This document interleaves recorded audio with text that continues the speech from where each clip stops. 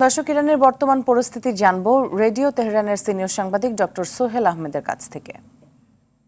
ইরানে এখন শোকের আবহ বিরাজ করছে সর্বত্রই। আপনারা যেমনটি জানেন 5 দিনের শোক ঘোষণা করা হয়েছে। এই শোকের অংশ হিসেবে বিভিন্ন স্থানে কালো পতাকা টানানো হয়েছে। ইরানের সবচেয়ে পবিত্র স্থান বলে খ্যাত ইমাম রেজার মাজারের গম্বুজের বড় পতাকাটি পরিবর্তন করে কালো পতাকা লাগানো হয়েছে। রাস্তাঘাটেও কালো পতাকা দেখা যাচ্ছে। বড় বড় পিলারে কালো পতাকা টানানো হয়েছে।